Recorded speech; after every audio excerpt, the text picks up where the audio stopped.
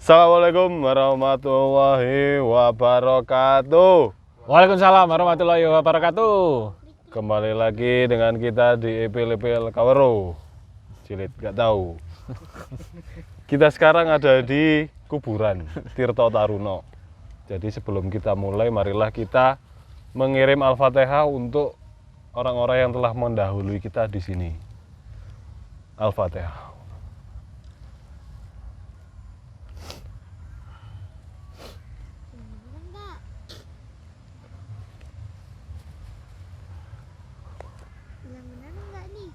Apa? Bilang beneran enggak nih? Doa beneran enggak? Doa beneran ini tadi. You said say it and not in heart but in real life. Say it. Yes. Say it in real life, not in the heart. Oh, enggak di heart aja. Jadi They cannot hear it. ini banyak ada noise, guys. The director. Di sana ada lomba Agustusan anak-anak kecil. Terus di sini ada anak kecilnya juga yang selalu nyablak aja. Jadi kalau dia nyablak saya merespon ya guys. Jadi dimaklumi saja. Ya, saya Aan bersama siapa ini? Saya Sigit sama Mas. Saya Udin. Mas Udin. Saya Lutfi. Ya. Iya. Jadi sekarang kita akan membahas tentang That looks like the girl. menyikapi generasi berdasarkan bukunya Generasi Pi. Jadi Muhammad Faisal. ada dua buku sebetulnya di sini dari Dr. Muhammad Faisal, yaitu Generasi Pi. Satunya adalah Generasi Kembali ke Akar. Mungkin pembicaraannya biar tidak terlalu simpang siur. Jadi setidaknya ada jangkarnya sedikit-sedikit. Iya. Selama tidak membahas buku. Iya, ini juga saya tuh jarang melihat ada podcast yang mengundang penulis untuk ngomongin bukunya. Lah ini malah kita yang ngomongin, harusnya kan penulisnya. Karena di Indonesia, kalau di luar negeri itu biasanya orang-orang mau promo buku itu ke podcast-podcastnya kayak Sam Harris, terus Psychology Podcast banyak lah. Kalau di sini kan ngundang bintang podcast itu bukan berdasarkan intelektualnya, tapi influence. Sebetulnya Joe Rogan itu lebih gede. Kenapa mampirnya Sam Harris? Oh, that. Tapi di Joe Rogan juga banyak. Wah, ternyata ada penonton lain, guys.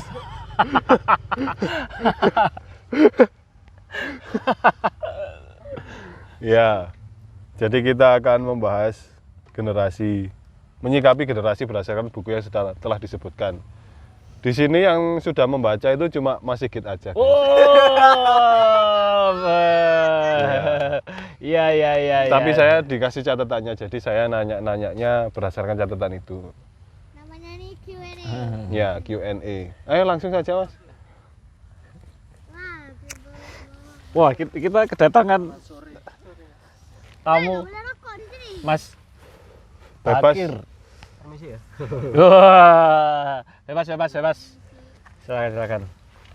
Ya, sebelum melanjutkan apa yang mau dilanjutkan, silahkan ber-Al-Fatihah dulu. Untuk Not, I want to see it with you. Cahyo. ya, silakan. Sigit. Udin. Ya. Ya, ini ada si kelompok ini gak kelihatan tapi kayaknya. Pokoknya dua orang. Sini aja. Dua. Ya, pokoknya dua orang itu tadi Sini satu. kelompok Sini aja. Satu. Ya. kelompok sineas. Jadi nanti kalau ada yang datang kita nggak mulai ini. Iya. Perkenalan Jadi lagi. kita tidak perlu podcast, hanya menyambut tamu saja. Menyambut Iya. tamu yang direkam. Iya. Hampir nggak kelihatan. Hampir nggak kelihatan. Ya, jadi Mas Sigit ini salah satu orang yang berpengaruh dalam teater di Unitri dan Unika. Bukan di Malang. Bukan juga, tidak perlu. Atau kalau bisa di keluarga saya saja. Iya. Ayo lagi. Iya. Sudah Terus 6 menit. ya sebentar. Terus dia juga vokalis band. Kalau sebagai vokalis band kayaknya berpengaruh di Malang. Iya. Sama pemain ludruk. Iki. Vokalis band Anorma hard metal. Nggak tahu kan. Saya baru tahu aku. Iya. Jangan Berarti tidak terlalu berpengaruh. jangan terperdaya sama muka imutnya ya. Ternyata liar. Iya. Liar. Binatang liar. Ya. Langsung saja ya kita bahas. Ini Q&A-nya sudah mulai, Dis. Kamu ngomong apa itu? Ya, kita masuk ke Q&A gitu kan. Wes banget. Hutan liar. Jungle Class. Ya, saya mulai dari itu saja. Langsung yang paling penting dulu aja ya. Setelah itu nanti bisa langsung dimatikan podcastnya karena iya. sudah berlalu yang lainnya. Karena di sini anak-anak muda, jangan di situ dulu lah. Yang agak nggak penting dulu. Ya penting sih. Jadi kan di buku itu saya baca-baca sedikit, kan ngomong bahwa generasi Z, generasi X, Y, Z, boomer, baby boomer itu kan nggak masuk kalau di Indonesia. Nah itu alasannya apa dan diganti dengan apa? Jadi sebetulnya buku ini sebetulnya adalah sebuah kritik tentang pemodelan generasi gitu ya, atau pengkategorian generasi. Sebetulnya generasi itu tidak bisa hanya semata-mata berdasarkan dia lahirnya kapan. Gitu. Kita mengelompokkan berdasarkan generasi ini cirinya begini karena lahirnya tahun ini, itu kan tidak. Tapi sebetulnya manusia itu terbentuk dari pengalaman atau memorinya. Nah, kejadian yang mengantarkan manusia itu tumbuh sebetulnya itu lebih berpengaruh daripada lahirnya kapan gitu. Oh iya. Nah itu, maka itulah sebetulnya yang dijadikan patokan. Harusnya manusia atau generasi ini yang berpengaruh bukan waktu lahirnya, tetapi kejadian besar apa sewaktu dia tumbuh, apalagi sewaktu dia remaja tuh, yang menyerapnya, ya tahu sendiri lah remaja itu otaknya kan lagi girang-girangnya kan ya.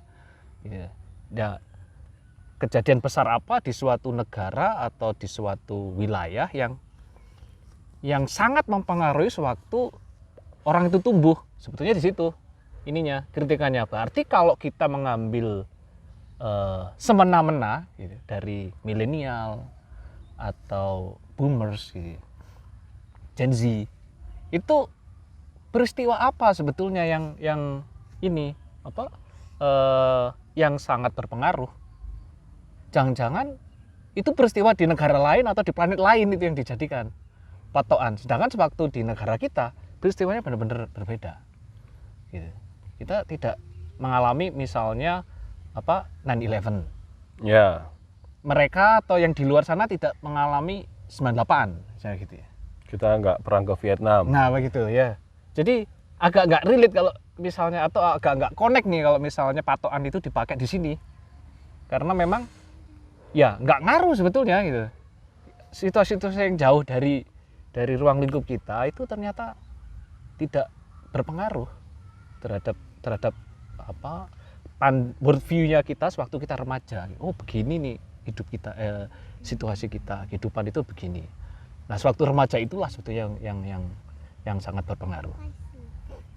Di buku ini makanya ini diupayakan oleh penulisnya untuk meredefinisikan sebetulnya.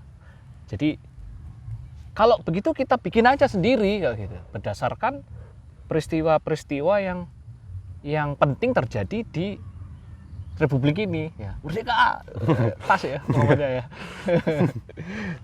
Contohnya misalnya awalnya adalah generasi Alpha yang di sana ada Soekarno CS ya, bervisi sangat futuristik menghadapi represi kolonialisme.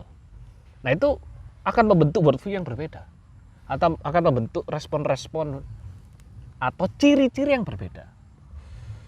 Beda lagi dengan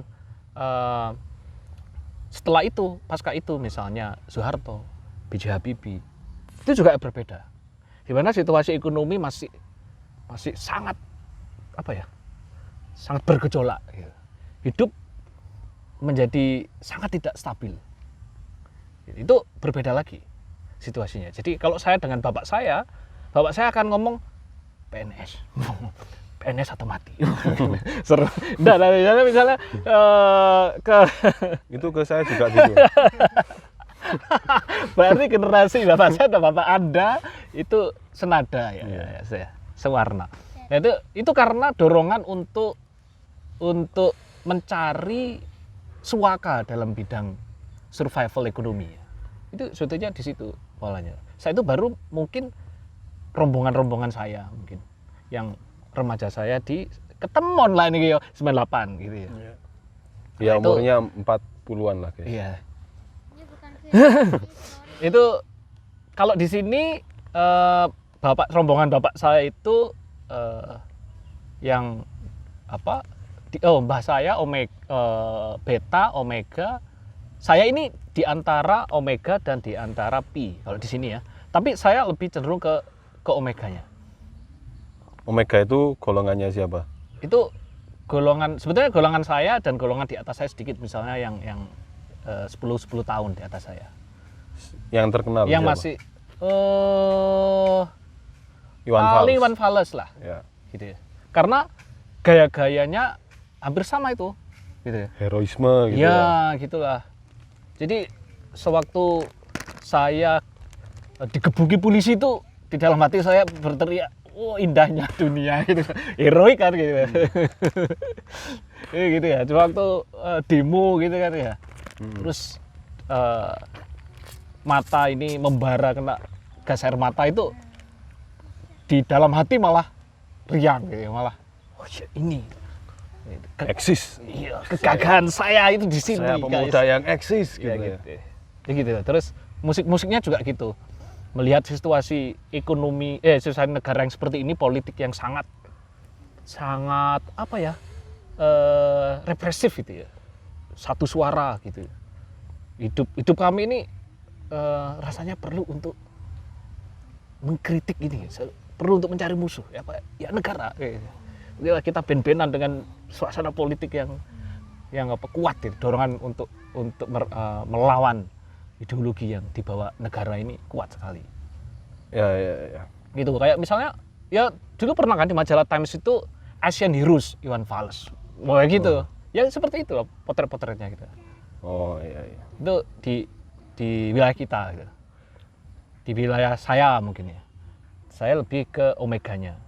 Nah, ada yang mungkin yang generasi yang pi yang internetnya ini sudah kuat, informasinya sudah banyak luas gitu ya.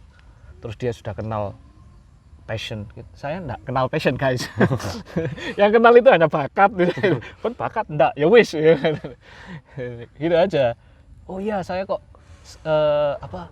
bakat di musik. Oh, berarti saya hidupnya di musik. Ya gitu aja, sederhana itu. Sekarang kan ada passion. Terus ternyata passion itu bisa dihubungkan dengan pekerjaan, bisa dihubungkan dengan mencari kehidupan. Kalau dulu di generasi saya ya jangan gitu. Misalnya saya ke bapak saya tak ke jurusan seni lukis gitu ya. Mau makan apa kamu kan gitu pasti. Gitu. Lebih baik ke ekonomi aja misalnya gitu. Ke teknik. Nah, di sini pembahasannya sampai pada generasi kalau saya generasi Pi ini ya generasi kalian ini yang hidup sudah punya barrier yang semakin hilang di antara negara, di antara kotak-kotak atau sekat-sekat ciri-ciri budaya gitu ya. Itu sudah mulai hilang. Sudah mulai muncul sebuah konsep global village gitu ya. Era globalisasi. Ya, itu jadi sudah tidak ada lagi mungkin ciri yang jelas antara oh kamu orang Vietnam, kamu orang Kansas gitu ya, atau Kelandungan gitu. Itu hampir sama aja gitu, cara berpikirnya hampir sama, yang dia konsumsi itu mungkin bisa hampir sama, baik informasi ataupun produk ya, itu bisa hampir sama. Sampai kalau di sini sampai mungkin generasi di bawahnya kalian, gitu. Namanya generasinya Gendis. generasi Neo Alpha namanya. Jadi diramalkan di buku ini nanti siklus itu akan kembali seperti halnya siklus zaman, gitu ya. Siklus itu akan kembali menjadi, kalau memang negara kita itu punya atau setidaknya punya framework yang jelas tentang bagaimana negara ini akan dikemudikan, itu ini akan membuat lingkaran yang membuat generasi di bawah kalian ini menjadi neo alpha, menjadi yang bervisi, menjadi ya kayaknya model Soekarno zaman dulu itu dan teman-teman. Itu zamannya Gendis nanti. Ya, diramalkan begitu di buku ini. Berarti Omega V Neo Alpha. Berarti kan zaman ini, generasi itu melihatnya berdasarkan kronik peradaban di suatu ruang dan waktu tertentu kan ya.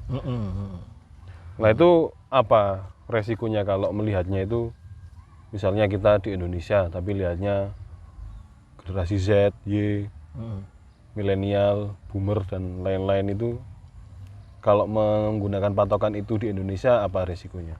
Kalau di sini sebetulnya tidak dijelaskan apa resikonya ya.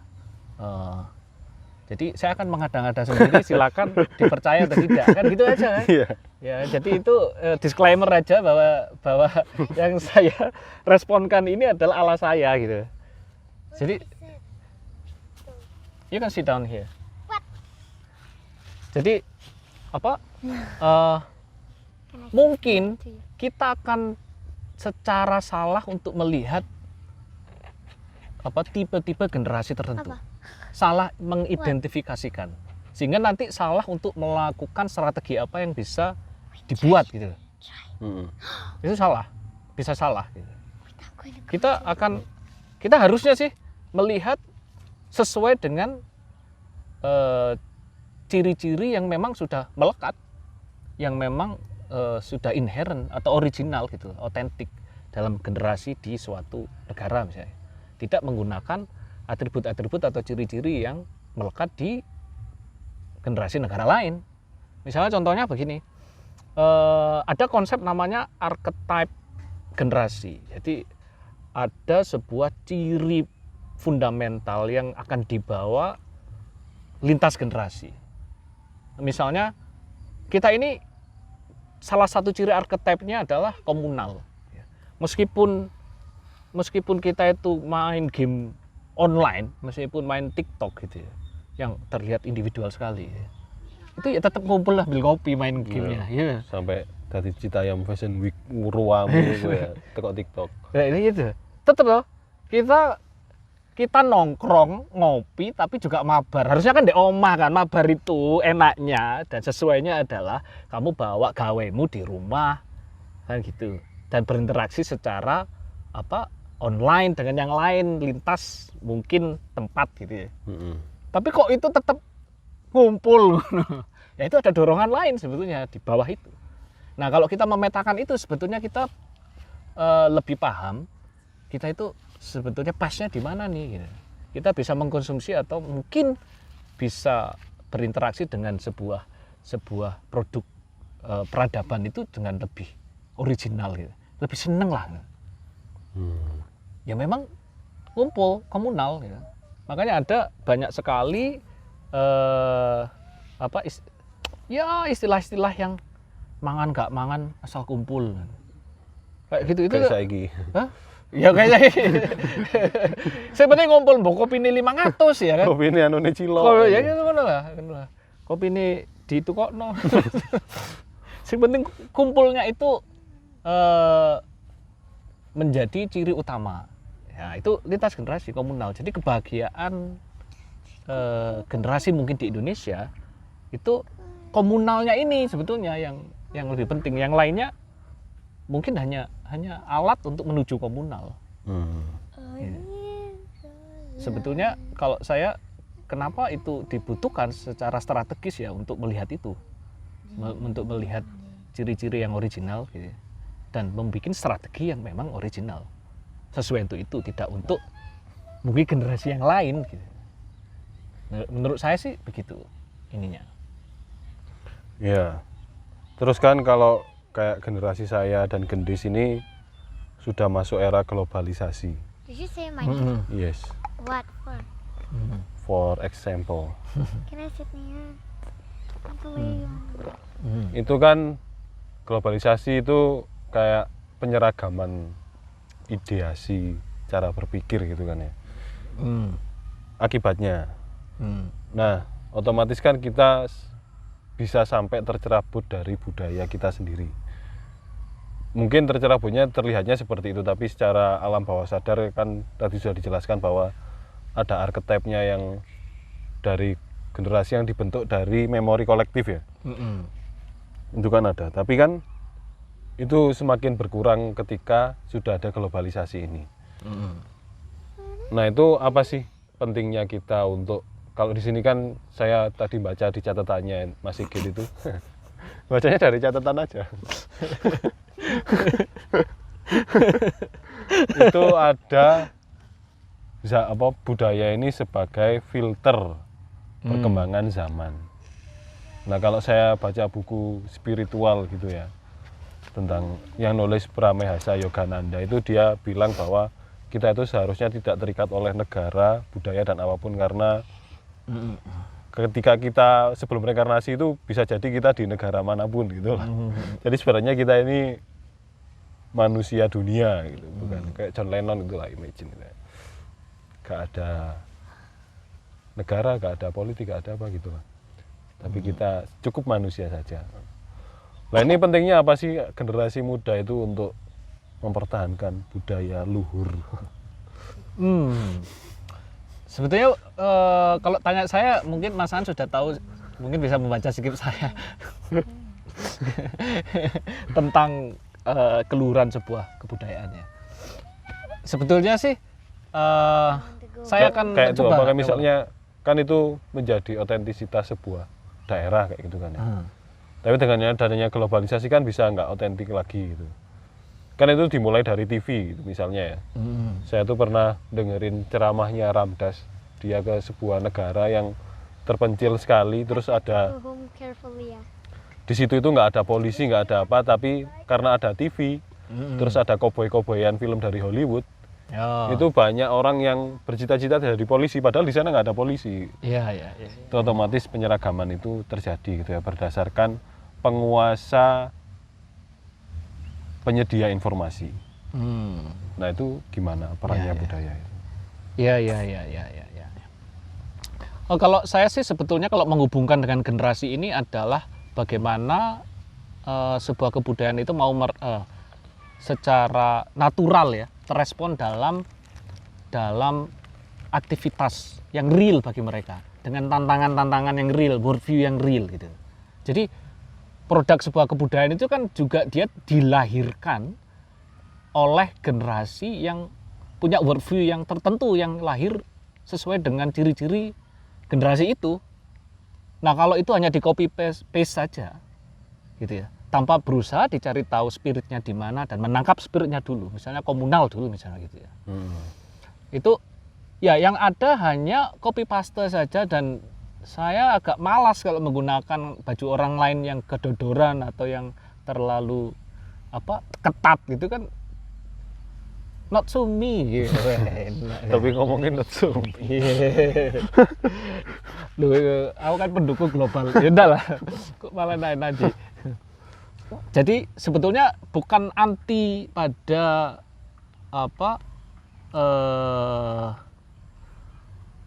pada sebuah upaya-upaya untuk pelestarian, tapi upaya pelestarian menurut saya yang hanya membabi buta dan kamu tinggal mengkonsumsi budaya yang produk budaya, bukan budaya mungkin, produk budaya yang luhur ini mentah-mentah makanan, tanpa berusaha meredefinisi atau berusaha untuk mengadakan interaksi yang alamiah dengan siapa nih yang mau mengkonsumsi ini gitu.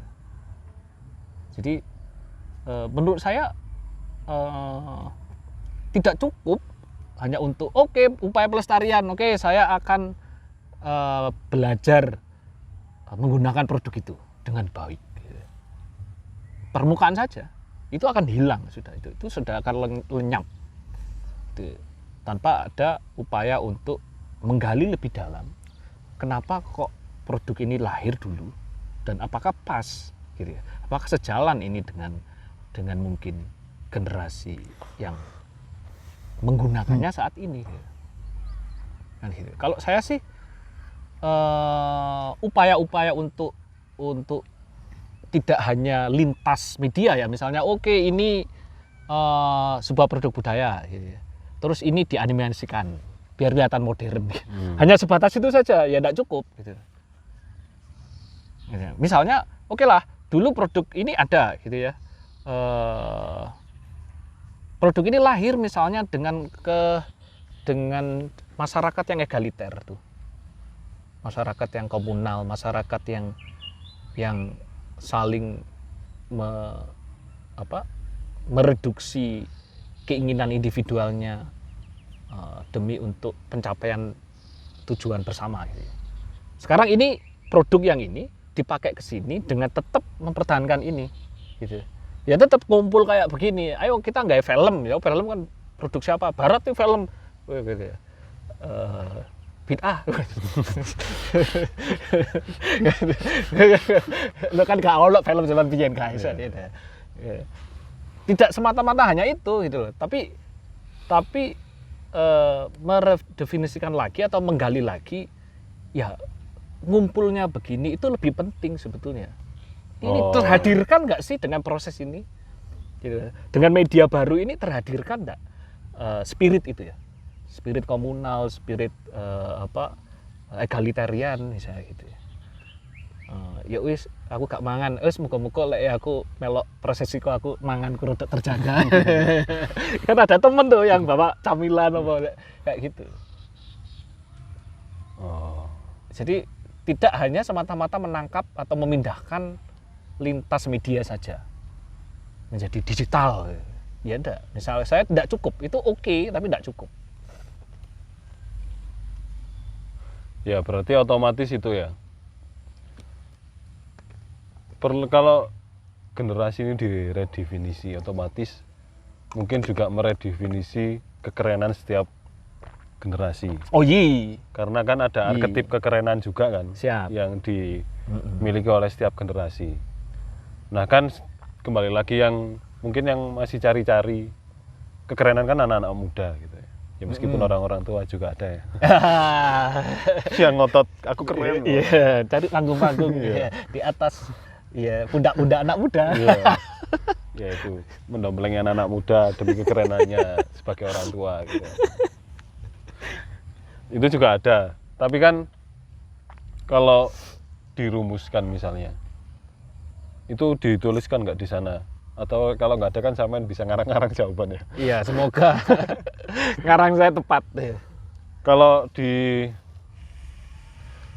catatannya sampean, arketip kekerenan itu modern yang bercampur dengan lokal. Ya. Itu gimana maksudnya? Khususnya untuk anak muda kayak kita ini.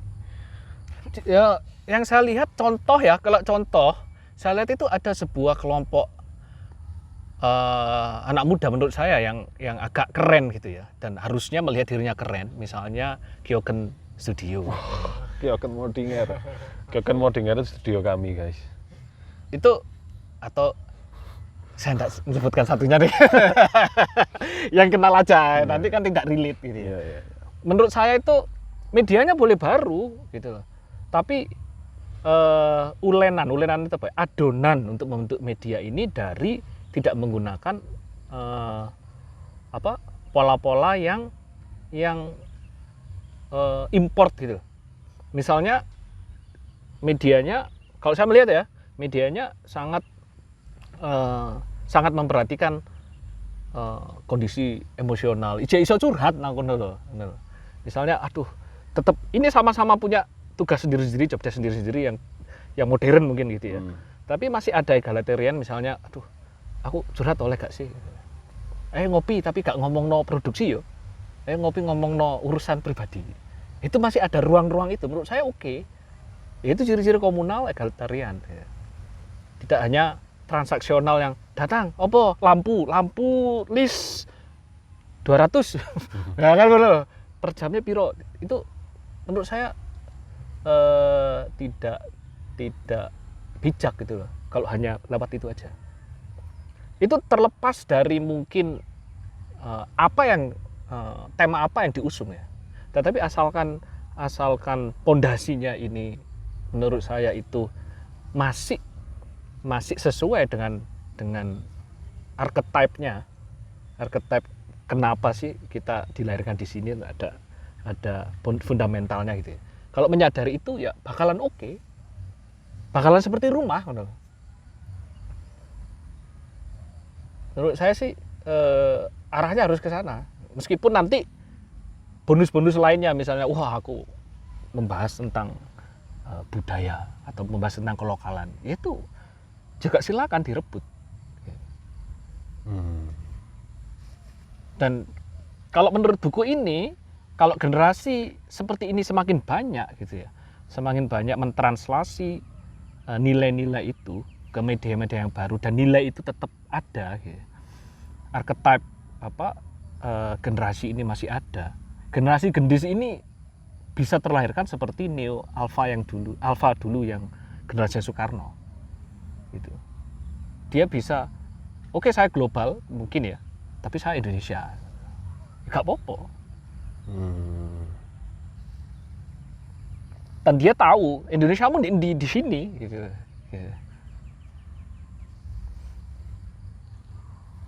Menurut saya sih di translasi yang realnya bisa ke arah sana. Iya, berarti kan misalnya ini dilihat secara kasat mata gitu. Gendis kan wis ngomongi bahasa Inggris, ngomong Jawa gak teteh. Tapi secara sikap komunal dia kan bagus. Otomatis secara lakuan dia masih memiliki kelokalan yang menunjukkan bahwa dia adalah orang Indonesia, khususnya Jawa atau lebih khusus lagi Kelandungan gitu ya. Iya. Nah itu kan berarti perlu adanya, karena kalau nggak ada misalnya sifat yang kelokalan yang terinternalisasi di Gendis itu, otomatis kan ada yang mengarahkan, ada yang memberikan ruang tumbuh yang bagus sehingga internalisasi kelokalan itu tumbuh di Gendis gitu ya. Oke. Berarti butuh penerjemah generasi. Nah itu menurutnya sampean yang berperan menjadi penerjemah generasi ini siapa sih sebenarnya? Oke. Itu di buku ini lagi-lagi belum terinformasikan mana gitu ya. Tapi yang jelas generasi yang di atasnya. Gitu. Kalau misalnya dengan Mas Aan dan teman-teman ini mungkin saya gitu. Jadi saya ini tugas terbesar saya terhadap kok tugas peran yang bisa saya ambil ya saja ini karep-karepe ya bakat rebahan bakat, tapi mungkin ya peran yang bisa saya ambil itu menjadi jembatan ya, menjadi menjadi fasilitator ya. Jadi tugas saya ini adalah hanya menghubungkan saja, menjadi jembatan saja biar generasi di bawah saya biar lewat gitu. Saya dulu pernah misalnya membangun skena indie, misalnya gitu ya. Skena indie itu gini loh ya, gitu ya. Oke, skena indie itu begini guys, spiritnya begini. Apa yang dilawan di sini. Mungkin tantangannya di sini. Silakan lewat aja, cari. Bangun sendiri skenamu gitu. Yang pas bagaimana, apa yang ingin kamu kejar, apa yang ingin kamu pelajari gitu. Itu hakmu sudah. Tidak, jembatan ini berfungsi sebagai treadmill gitu. Jadi saya mempersilahkan generasi di bawah saya ini kayak hamster gitu ya, masuk ke jembatan terus dia berlari di tempat, terus saya sihir skena indie itu yang keren seperti ini, jadi di sini saja. Ya. Jadi saya menyihir generasi di bawah saya dengan nostalgia lama yang saat itu keren menurut saya. Gitu. Jadi lawanlah, wah gitu. Perlawananmu adalah ini. Nah itu menurut saya langkah yang kurang bijaksana. Ya sudah, tugasnya adalah menghantarkan saja, fasilitator. Kalau bisa, kalau hanya sebatas untuk berkumpul saja, syukur-syukur memfasilitasi lebih dari itu, gitu. Tempat ataupun apapun lah, ya, ide apapun, tapi tidak membekukan itu di suasana ataupun dimensi di mana generasi saya lahir atau besar, generasi saya terbentuk, gitu. Semua kekerenan yang saya amini saat itu, dan mungkin saya masih sangat berbekas gitu ya, itu bukanlah kekerenan di generasinya teman-teman gitu. Ya sudah, cari sendiri gitu. Menurut saya sih di situ polanya. Ya, enggak tahu ya, kayaknya masih banyak yang menurut Mas Aan itu mencari panggung gitu. Biasanya ya sudah rela gitu. Padahal menjadi fasilitator. Kalau itu dilakukan dan banyak, masif gitu. Maka generasi di bawah ini dia akan punya kemerdekaan yang cukup gitu untuk bertumbuh. Menurut saya sih begitu. Dengan memang keinginannya sendiri, dengan memang kealamannya sendiri. Dan kalau ya setelah itu akan muncul lagi. Ya, kita membayangkan kalau misalnya Kyoken Moldinger menjadi sebesar Marvel Studio ya gitu ya. Gitu ya. Ya anak saya atau generasi gendis ini pasti akan melihat itu dengan kebanggaan gitu ya. Misalnya gitu ya. Apalagi ada nilai-nilai yang dibangun di sana. Gitu. Menurut saya sih tugas generasi saya hanya jadi jembatan saja, untuk jadi fasilitator saja. Gitu. Itu kan berarti kalau karena tadi gak disebut komunitasnya, saya sebut ya. Berdasarkan kasanah ilmu dari Kendo Kenceng, jadi itu Ludruk di Malang. Itu saya pernah mendapatkan khasanah tentang peran-peran pergerakan dari filosofi jaranan. Yaitu ada, jadi seni jaranan itu kan ada celeng, ada jaran, ada barong ya. Jaranan itu adalah orang-orang yang berkumpul untuk melakukan pergerakan dengan pergerakan kolektif. Tapi dia tidak bisa bergerak sendiri kalau nggak ada barong. Barong ini yang memimpin. Nah, barong pun juga tidak bisa bergerak sendiri kalau nggak ada celeng. Celeng ini kayak, ya itu tadi penghantar itu tadi ya. Penghantar yang menjadi apa ya, istilahnya tutwuri handayani lah. Jadi di belakang mendorong untuk barong ini bergerak, menggerakkan jaran-jaran itu. Ya mungkin itu ya mekanismenya yang bisa dilokalkan lebih hardcore. Ya, ya sih. Kalau dalam sisi itu kan kita lihat bagaimana konsep-konsep seperti itu ditranslasikan ya. Misalnya kalau masih muda ya komunal semangatnya, ya, komunal. Karena mungkin di budaya kita atau di archetype generasi kita itu melekat kuat gitu. Ya sudah disadari aja komunal itu masih banyak itu diperkuat waktu masih muda ya, gesekan tabrakan itu diperkuat. Setelah itu kayak konsepmu tadi barong ini sudah mulai terlihat identifikasi atau sosok-sosok yang leader gitulah ya. Ada sosok-sosok individu yang mencuat di atas kerumunan, di atas penjaran. Ada yang mencuat karena dia bisa mengeksplor tingkah lakunya sendiri dan terlihat. Nah, ada saat di mana dia ya harus turun, menjadi pembimbing, tidak selalu meminta panggung, harus turun menjadi pembimbing. Karena seperti hanya konsep kita di sini, kita nggak konsep ya kita akan menuju kesepian kita sendiri-sendiri. Jadi semakin tua mungkin saya sudah tidak terlalu banyak berinteraksi dengan teman-teman sebaya saya. Tugas saya hanya berinteraksi dengan sebanyak mungkin teman-teman yang di bawah umur saya malahan. Dengan begitu saya akan mungkin melepas kelekatan saya yang dulu masa muda saya ada perlahan-lahan. Tapi lama-lama juga begitu. Lama-lama dengan hanya menjadi fasilitator, maka saya sudah keluar dari panggung ini. Saya hanya mau menjadi orang yang menyiapkan kursinya saja. Apa yang akan dibicarakan di atas kursi silakan. Iya. Terserah.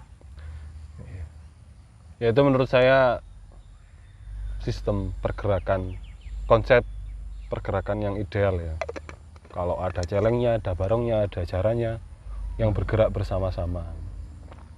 Itu menurut saya keren. Kalau celeng itu mungkin wali kutub. saya di sini tidak ketemu dengan semuanya, tapi energi saya sudah kemana-mana. Sok-sok spiritual saya. Soalnya Di dekat kuburan. kuburan. Ya, begitu. Ya ini sebelum saya lemparkan ke teman-teman untuk ikut ngomong. Jadi yang diungkapkan Mas Sigit tadi kayak misalnya pergerakan itu energinya komunal gitu ya. Meskipun misalnya katanya nggak film, tapi orangnya ini tidak diabaikan siapa gitu, masalahnya apa. Nah saya tanpa sadar itu melakukan itu dan memang kayak misalnya ono arek moro-moro curhat tentang OJP bermasalah, terus moro tak aku jawab terus menini diputusno.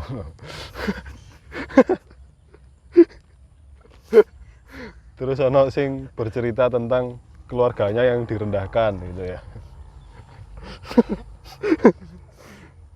Terus ada yang pendaki gunung mengajak teman-temannya bolos ke gunung gitu juga. Itu menurut saya pergerakannya menjadi itu romantis gitu kayak. Romantis dan akhirnya pergerakan yang kayak membuat filmnya itu bisa tanda petik itu tidak begitu penting dibanding hubungan antar manusianya. Jadi membuat film itu hanya menjadi alasan untuk kita berteman saja. Atau pergerakan teater dan lain-lainnya. Karena kita tidak pernah tahu loh di dalam kumpulan Jaran Kepang ini ya, misalnya tadi ngambil konsep itu ya. Itu mana yang akan jadi pembarong? Mana akan nanti kita tidak bisa semena-mena ya memberikan cap bahwa oh ini yang bisa jadi leader, ini yang hanya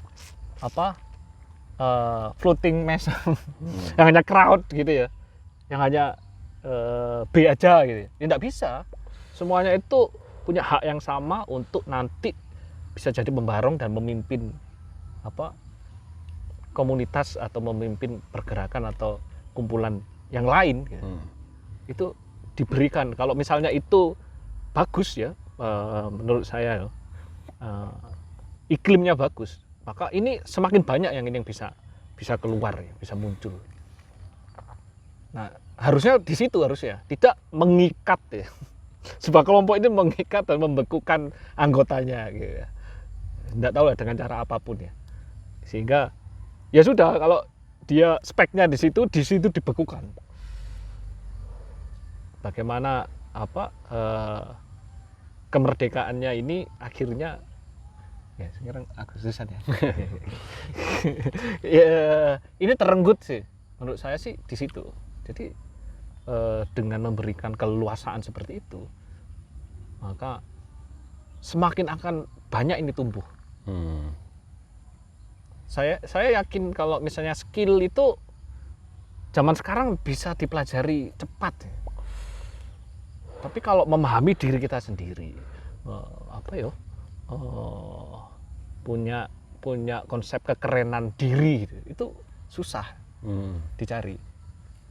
Dan itu bisa, menurut saya itu bisa dibantu begitu berinteraksi. Kalau secara ini ya, secara archetype ya, kita ini softwarenya komunal misalnya gitu ya. Ya sudah. Toh banyak loh yang kita tertipu ya. Kayak misalnya Indonesia ini pengguna sosial medianya begitu besarnya gitu ya. Jangan-jangan individualistiknya tertinggi di dunia. Enggak sebetulnya. Kalau dari buku ini individualistik yang terjadi atau yang diukur di Indonesia itu sangat rendah sekali malah. Ya itu, salah contohnya adalah mabar tapi tetap ngumpul di warung kopi ngono lho.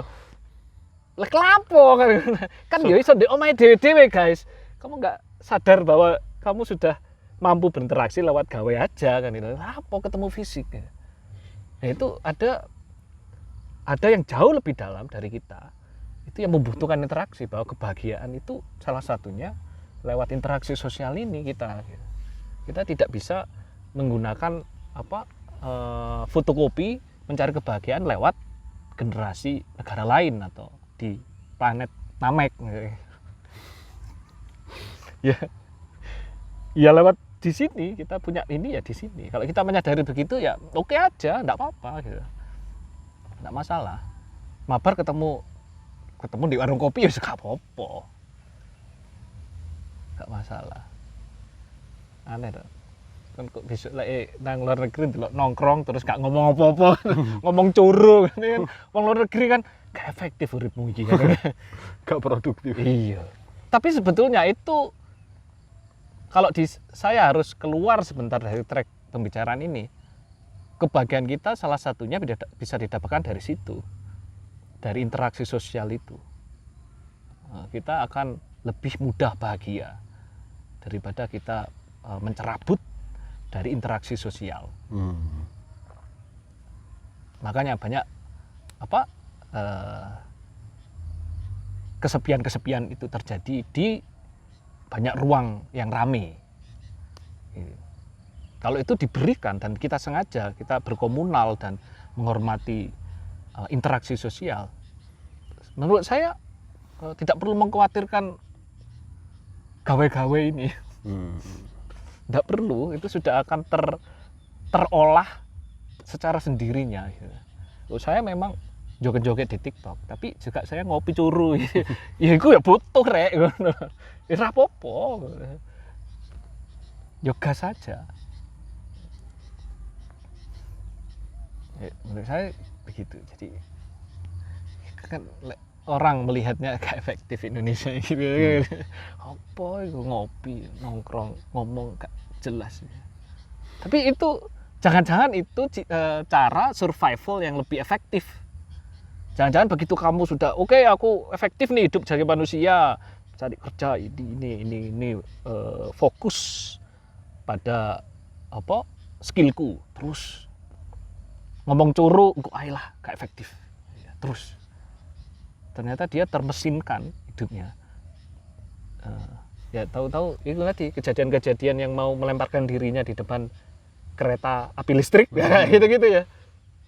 Ya. Karena tidak ada, maksud saya tidak ada kebutuhan untuk mendefinisikan, mencari tahu ya. Saya ini bagaimana sih caranya?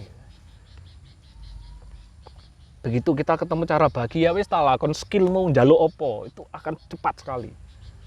Kamu akan mencapai kemaksimalanmu. Kamu jadi seorang penulis kayak gak bahagia ya. Utak pun buntu ya, ini ketengarang naskah ya buntu. Gitu. Maka sebetulnya saya masih menganggap bahwa ya sudah, ngomong coro itu ya tetap produktif. Gitu. Bahkan kadang kita ngopi terus diem-dieman, asalkan ada kehadiran misalnya gitu. Kita butuh kehadiran, kita butuh energi orang lain yang memang orang itu datang dengan niat untuk menghadirkan dirinya untuk kita ya, dengan jujur. Sudah cukup, gak usah ngomong ya apa-apa. Ya itu produktif itu malahan. Saya produktif. Begitu sih mungkin itu menjawab sing depan tadi. Yang golek-golek. Itu mah jawab apa sih? Iya, golek-golek. Ya dihubungkan sendiri lah, ngono loh. Ya ini mungkin terasa random ya. Memang random. Oke, teman-teman, apakah ada yang mau menyumbang suara? Ya, boleh. Boleh menyumbang. Boleh tanya, boleh apa? Boleh lah, komen oleh, terserah. Mas Udin ah. Bakir lo paling ngomong Bakir. Kir. Sebakir.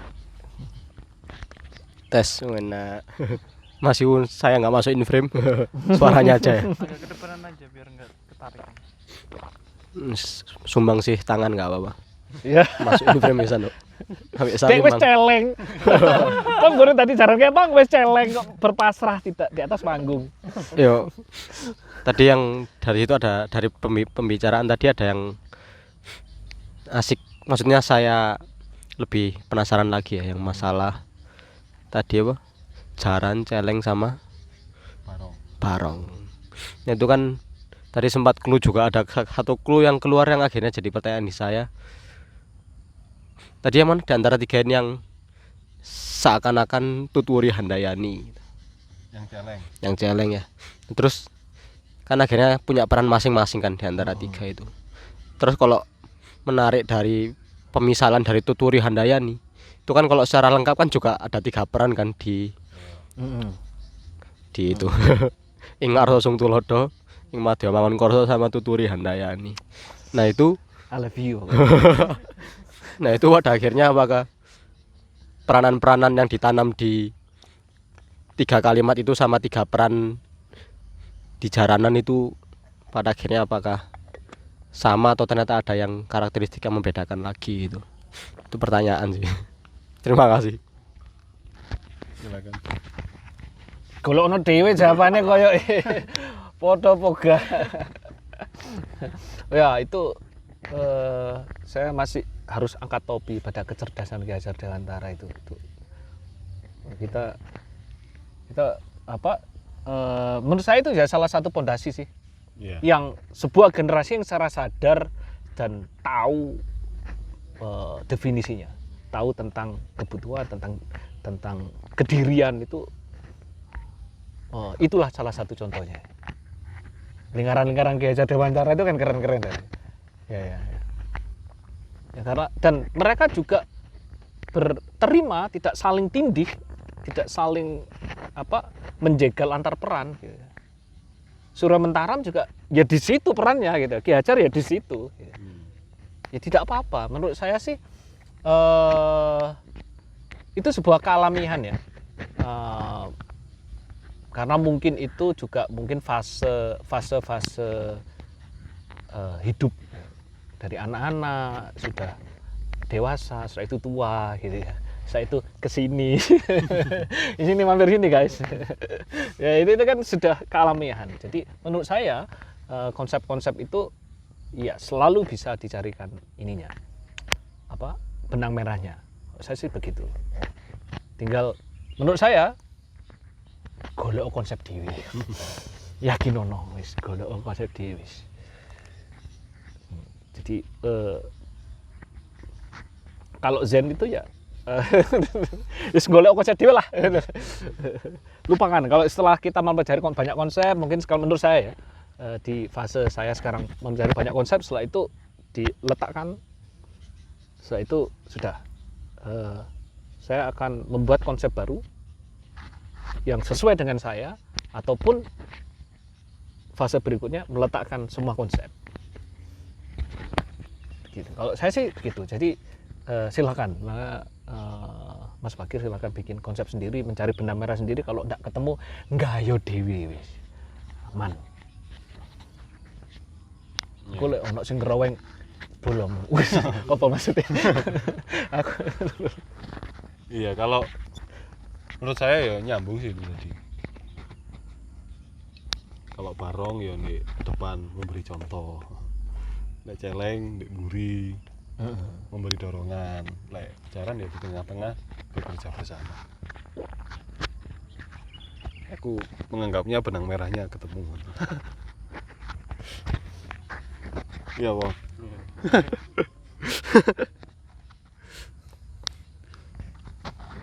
Ada yang mau nyumbang lagi? nyumbang lagu.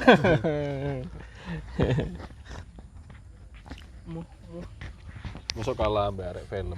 Weh, gak apa-apa, ini ya dibutuhkan. Teater versus film ya. Iya. Apa sih? Kayak ono kotak-kotak ngono saiki. Mas Udin. Oh iya, Mas Udin dari Teater Kopi, silakan Wis opo terserah mau. Oh. Oh, belum ada ya. Enggak apa. Silakan. Mas Cahyo. Oke. Baiklah kalau sudah tidak ada yang Bakir atau ada lagi? Kalau sudah tidak ada yang bertanya, marilah kita tutup pembicaraan ini. Jadi saya menutup dengan sesuatu lah. Ya pokoknya menurut saya generasi atau penyikapan generasi itu yang keren adalah, mungkin intinya dari pembicaraan ini adalah menciptakan iklim yang bisa bagi generasi-generasi yang ada di iklim tersebut untuk menemukan kedaulatan dirinya. Entah itu tentang kekerenan atau itu tentang apapun lah yang bisa membuat dirinya eksis secara berdaulat tanpa copy paste, tapi memang itu dirinya sendiri. Kalau iklim itu tercipta mungkin ya keren. Oh, setuju, tak tambahi ya. Ya oke. Tambahi sebagai penutup, saya kenapa kok mementingkan untuk sebisa mungkin menghabiskan waktu saya atau menyempatkan diri di yang lebih muda misalnya gitu ya. Karena pergerakan sebuah peradaban ini ya dari pemuda. Rentang umur 18 sampai ya 25 28 gitu ya. Dari pemuda. Indonesia ini tercipta ya, terdefinisikan seperti ini ya dari pemudanya. Jadi menurut saya penciptaan iklim tadi saya sangat setuju. Kalau di negara-negara lain ada namanya youthful city, konsep kota ramah pemuda yang memberikan misalnya fasilitas-fasilitas. Oh, kamu mau berkreasi seperti apa? Diberikanlah oleh pemerintah itu. Jadi tidak perlu sampai menjadi bomber misalnya gitu ya. Ya difasilitasi saja. Gitu. Jadi konsep seperti itu harusnya tidak berhenti menurut saya. Harusnya ini dikembangkan lagi menjadi semangat yang pro pada pemuda, menjadi youthful nation lah namanya, atau youthful politik atau youthful spiritualism. Ya, nggak apa-apa lah gitu ya. Saya menceburkan atau mencari spiritualism di TikTok. Sopo yang mau protes? Nggak apa-apa. Misalnya kalau saya sih seperti itu. Ini tidak berhenti hanya sekedar generasi yang lebih tua sok-sokan biar keren dan biar sok-sokan paham pada generasi yang lebih muda, memberikan cap-cap seperti itu. Wah, inilah youthful city misalnya gitu. Tapi pada aktualisasi yang di lingkungan real itu kelompok yang bersifat komunal, apalagi ya yang pemuda-pemuda ini aksesnya susah sekali untuk berkembang gitu. Ya, ya rasane gawe golek dana produksi film itu kan ya ngos-ngosan. Pemainnya teater tambah melarat.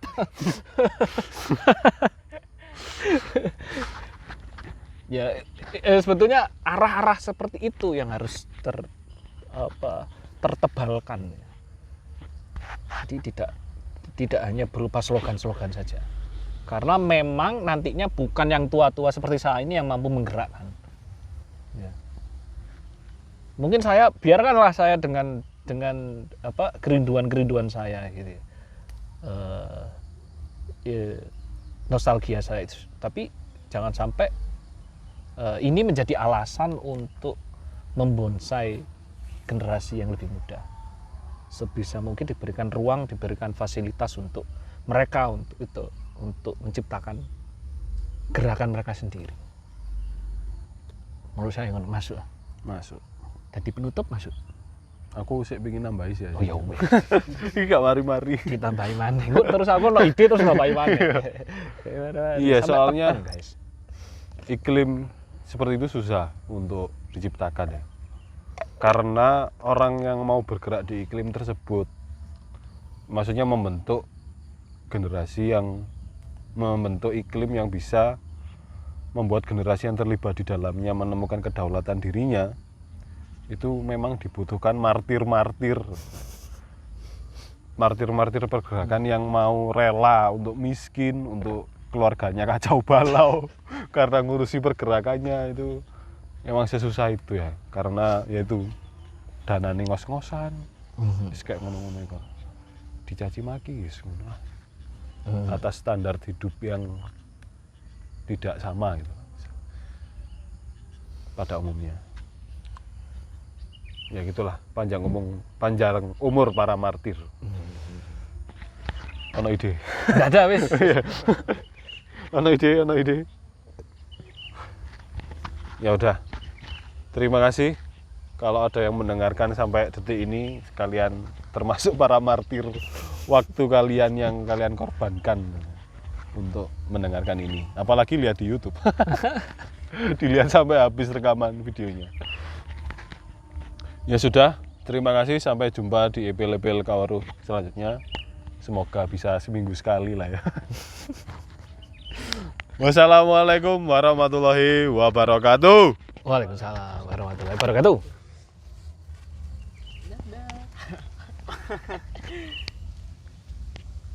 Lu gak kerekam.